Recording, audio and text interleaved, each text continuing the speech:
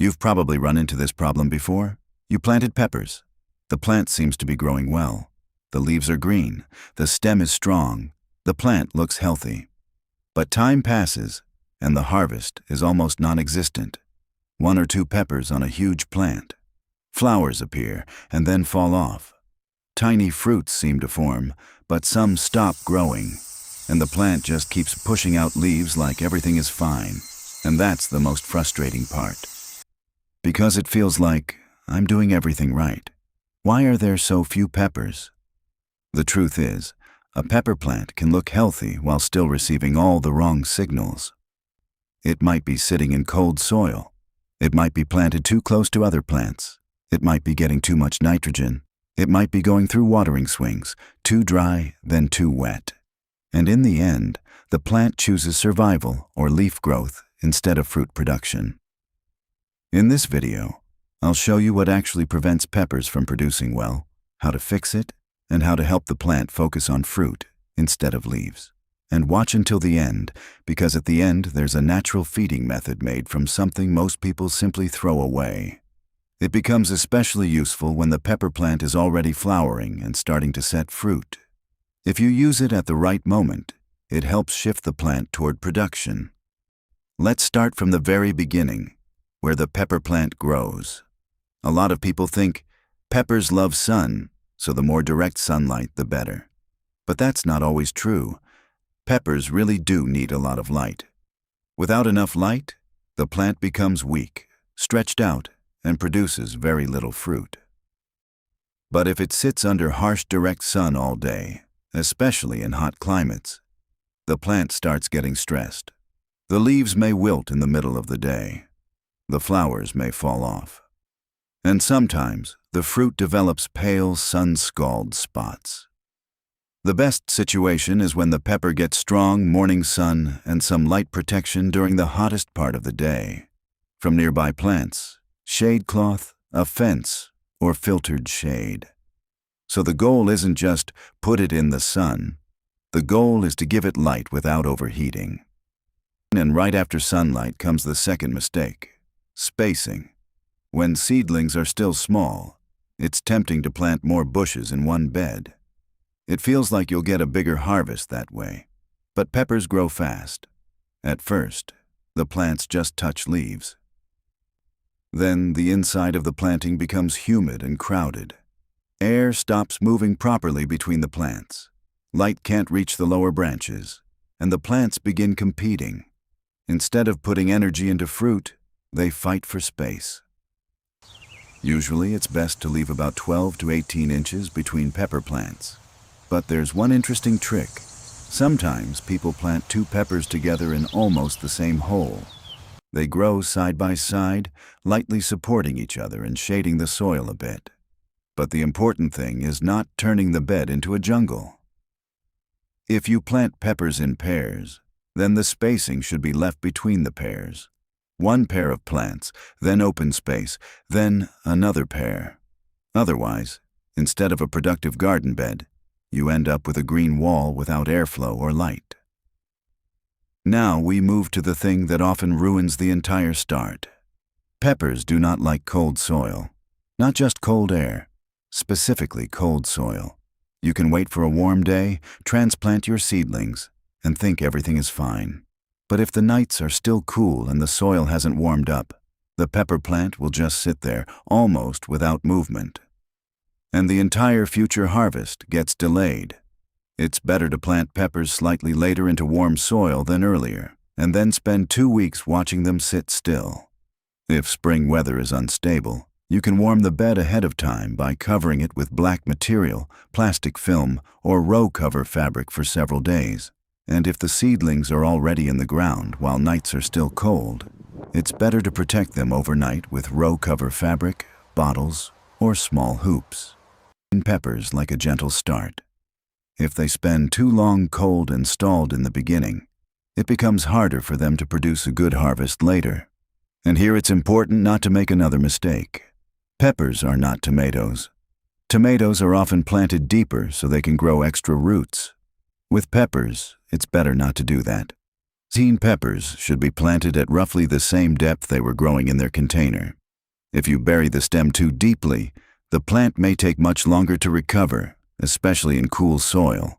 It's better to carefully place the seedling into the hole, fill the soil around it, gently press the soil down, and water deeply at the base so the soil wraps tightly around the root ball. It's a simple detail, but it determines how quickly the plant starts growing. And then comes the most controversial stage, the first flowers. When the first buds appear on a young pepper plant, it's very tempting to leave them. It feels like, here it is, the first harvest. But if the plant is still weak and small, those first flowers can steal energy too early. If you have a long season with many warm weeks ahead, those first flowers can be gently removed. Then the plant will first build a stronger bush, stronger roots, and stronger branches before producing more fruit later. But if the season is short, summer ends quickly, or you planted your peppers late, then you shouldn't slow the plant down. Let it flower and set fruit. There isn't one universal rule for everyone. If you have plenty of time, build a stronger plant first. If you have less time, take the harvest earlier. And once flowers finally appear, another question begins. Why do they sometimes fall off? Many people see dropped flowers and immediately think the plant needs fertilizer, but often the problem isn't hunger. Peppers drop flowers when they feel uncomfortable. 22. Too hot, too cold, too dry, then too wet, then dry again. The plant realizes it can't support the fruit right now, so it drops the extra flowers. That's why watering is one of the biggest factors in pepper production. Peppers don't like swampy soil, but they also hate drying out completely. The worst cycle is when the soil becomes bone dry, then suddenly gets soaked, then dries out again. For the plant, this becomes constant stress swings.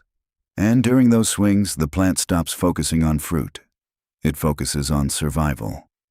It's better to water less often, but deeper and more consistently. You can simply check the soil with your finger.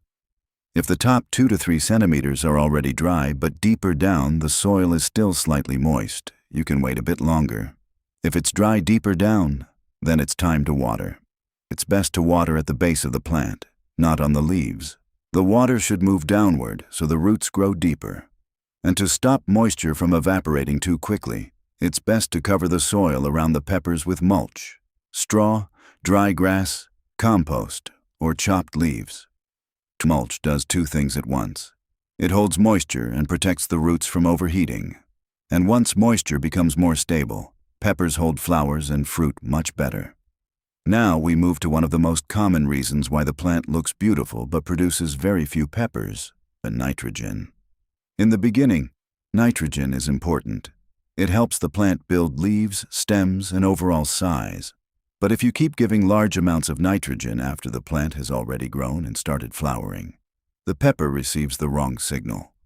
It thinks, conditions are perfect, I can keep growing leaves. And so it does. The bush becomes large, dark green, and beautiful.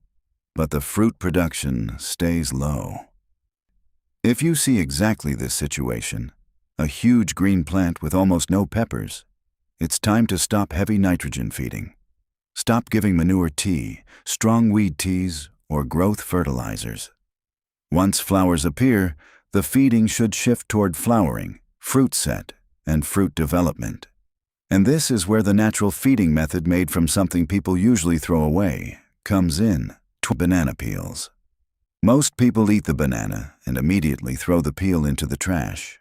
But for peppers during flowering and fruiting, it can actually become a useful resource.